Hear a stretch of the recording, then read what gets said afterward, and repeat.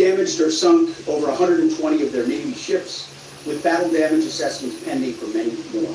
See, oftentimes we have to wait a few days on battle damage assessments to get the real number. Their surface fleet is no longer a factor. Their submarines, they once had 11, are gone.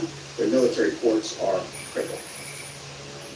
Iran has terrorized the United States and our interests for 47 years. Their core industries, not steel or agriculture, tourism, their core industries are state-sponsored terrorism, proxy militias, underground networks, ballistic missiles, and a violent, messianic, Islamist ideology chasing some sort of apocalyptic endgame. A regime like that, refusing to abandon its nuclear ambitions, is not just a regional problem. It's a direct threat to America, to freedom, and to civilization. The world, the Middle East, our ungrateful allies in Europe, even segments of our own press, should be saying one thing to President Trump. Thank you. Thank you for the courage to stop this terror state from holding the world hostage with missiles while building or attempting to build a nuclear bomb. Thank you for doing the work of the free world. Yesterday's ceremony reminded us why we fight. Not for nation building or democracy promotion, but to crush direct threats to America, Americans, and our interests. We fight to win, and we are winning on our terms, following our objectives.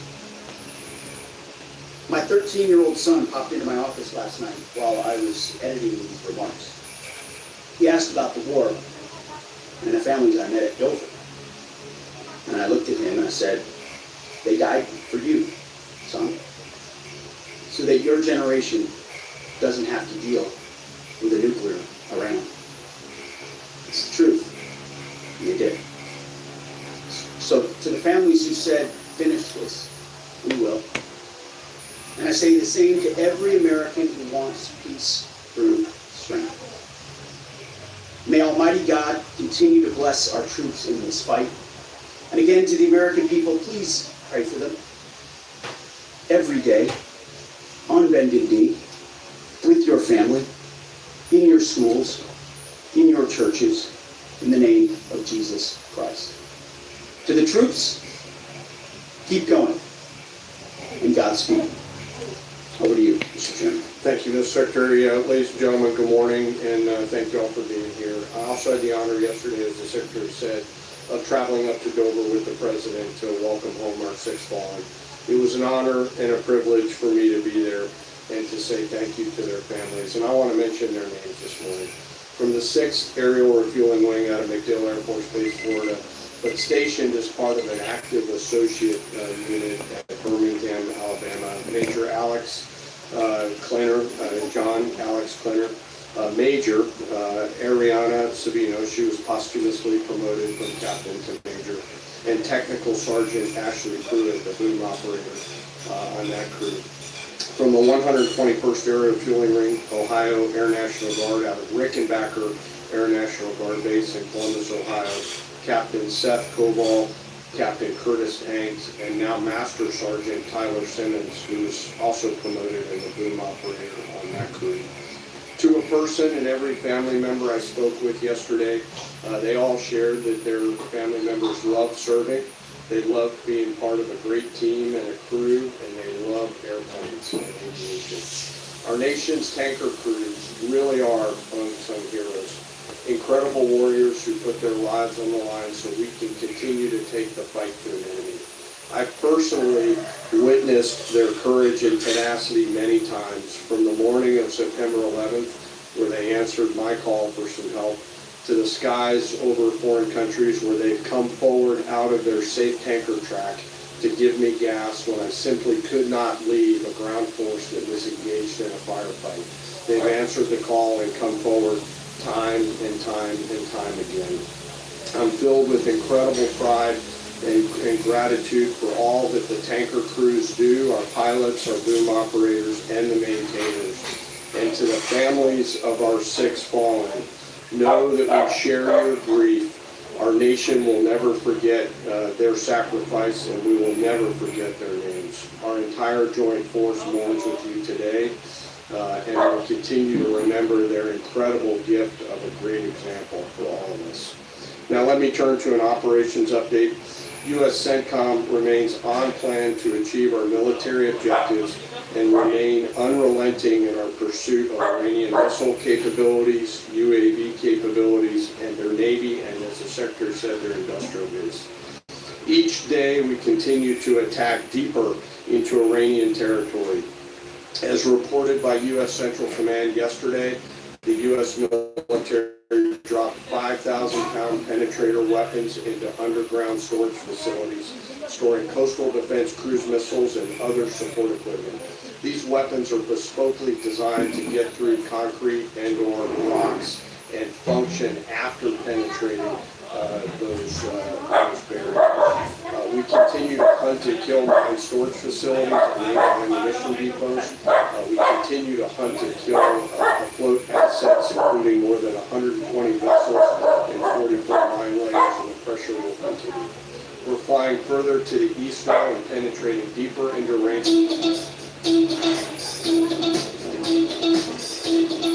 Ability to project power outside of its borders. The A-10 Warthog is now in the fight across the southern flank and is hunting and killing fast attack watercraft in the Straits of Hormuz. In addition, AH-64 Apaches have joined the fight on the southern flank, and they continue to work on the southern side. And that includes some of our allies who are using Apaches to handle one-way attack drones. In Iraq, AH-64s have been striking against Iranian-aligned militia groups to make sure that we suppress any threat in Iraq against U.S. forces or U.S. interests. And we remain focused on pursuit of any platform that Iran could feel to harm Americans or our partners. Last Friday, Admiral Cooper and the CENTCOM team conducted precision strikes against more than 90 targets on Clark Island, which included all of their military-only infrastructure, which included air defenses, naval bases, mine storage, and deployment facilities. And as the Secretary mentioned, we continue to strike against Iran's defense industrial base, and will continue to do so. Today, I want to continue my theme of talking about members of our incredible joint force. Today I want to talk about some exceptional airmen who are engaged in the fight daily. United States Air Force, Air Force Reserve, and Air National Guard crews within our bomber force. The B-1s, B-2s, and B-52s, and the airmen on the ground who maintain and load these weapon systems. They are the backbone of America's long-range strike capability, and their contributions to epic fury have been decisive. Assigned to STRATCOM under Admiral Quirap and supported by TRANSCOM, the tanker force that we've talked about, under the command of General Randall Reed, every mission is designed to achieve overwhelming outcomes on behalf of the United States and our allies. Last weekend, I had the chance to go out and see some of our deployed bomber forces, the B-1 and B-52 crews, and I had a chance to sit down with some young aviators and maintainers and ask them, how do you feel? Tell me about your typical day. And these are crews comprised of between 2 and 5 airmen. 2 on the B-2s, 5 on the B-52s, and 4 in the B-1s out there. Some of these Americans are in their early or mid-20s, and we give them the gift of this incredible responsibility. Hundreds of thousands of pounds of aircraft, and they take off and go do our work as required. Their mission actually begins the day prior when they're given a target or a bunch of targets, and they begin to study those targets, look at what are the effects required, what are the weapons required to get there, how will we program these weapons, what is the weather, what is the tanker flow. It's an incredibly complex problem that we give each and every one of these crews, and they work it over the period of 24 hours prior, get some rest, and then step out the door to go fly. The last thing they do is they check all of their equipment, their oxygen masks, survival gear, load pistols, and get ready to go. They crank the jets about an hour prior to takeoff and then launch into the daylight, doing their pre-flight checks, and as the kids say, lock in and prepare to go to war. sometimes on a long and stressful journey. During the flight, they're surrounded by technology and capabilities, and they'll do multiple aerial refueling efforts across tankers on the way to the AOR, an area of responsibility, either coming from the States or coming from a forward deployed basing. And I will tell you, as a fighter pilot, getting gas is a lot easier in an F-16 than it is in a B-1, B-2, or a B-52, where you are handling this airplane. It is a physical thing, unlike a fighter that's a lot easier. And they stay on that boom for sometimes up to 30 minutes, taking hundreds of thousands of pounds of gas. It is a physical, demanding thing to take gas, and they do it multiple times on the way there, and they do it multiple times on the way home. As they enter the operating area, they bring the entirety of America's Joint Force together to go do the things that we've tasked them to do, to put bombs on time, on target, with the proper effects. And I know they're feeling a range of emotions, but the thing the American people should take away from it is they're filled with a focus that is incredibly impressive. And they have fear, of course, but their bigger fear is, dear God, please don't let me screw this up. The warrior's prayer that we all have in our souls. In the days of epic fury, they were shooting, as we talked about in this room, stand-off weapons. Now we've switched and rolled, as I mentioned last week, to stand-in weapons. And behind each and every one of them are incredible maintainers and weapons builders who go out there and make sure these aircraft and their weapon systems are ready to go. These airplanes are so big that they're not in hangars. They're out in the cold, out in the snow, out in the rain. The bombs are being built outside for protection and to make sure that it's safe, and they do it 24/7, 365. It's not comfortable work, but when you go spend just a minute with these incredibly young Americans who are so motivated, you cannot come away from that exchange not being hopeful for America's future. It is simply awesome. And we hand these Americans, young Americans, incredible and weighty responsibility, and they deliver every single time. Quietly, with professionalism and humility, doing the things that we ask them to do. In conclusion, we will continue major combat operations. As the Secretary said, we continue to get busier. I know the Secretary and I share that we're incredibly proud of 2.8 million members of our Joint Force. I am personally, and we are personally grateful for the tenacity and professionalism of the brave men and women who serve inside STRATCOM, CENTCOM, SPACECOM, CYBERCOM, TRANSCOM, and the rest of the Joint Force. And I'll close where I started. I ask today that we remember those 6 fallen that came home. They represent the best of our nation. For those families that are feeling the pain, know that we are with you and will remain with you. May we always prove worthy of their sacrifice, and I'll turn it back over to you, sir.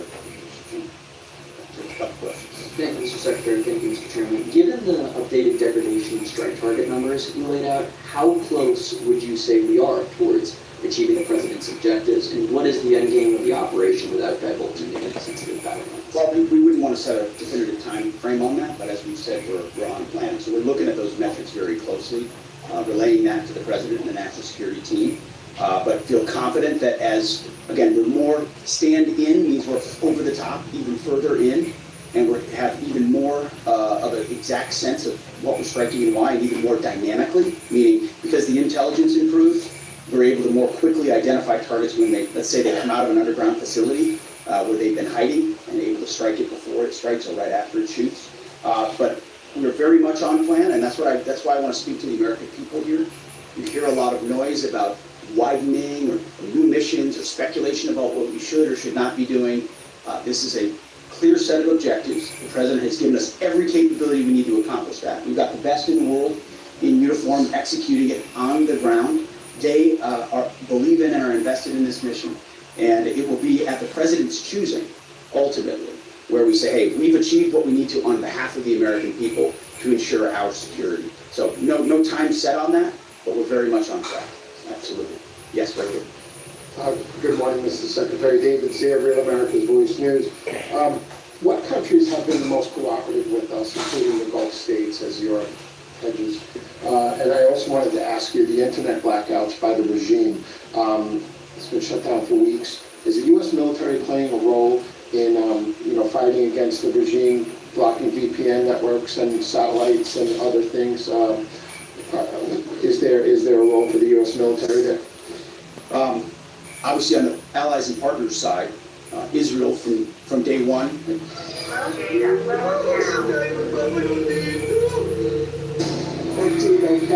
Ibigay sa bonus, may bonus extra kay longer validity. Has brought countries who maybe would have not been as all in as they are today squarely into our orbit. We're proud to be defending with them, standing with them, you name it. UAE, Qatar, Bahrain, Kuwait, Saudi Arabia, and others who have been right there. And we're grateful for that kind of support. As far as the internet, we're watching the regime try to tighten its grip as much as possible. We're obviously taking countermeasures, many of which we can't talk about here, to ensure that messaging is delivered, not just to the Iranian people writ large, but to the right audiences, certain audiences that need to hear certain things about what their fate might look like or what their choices are.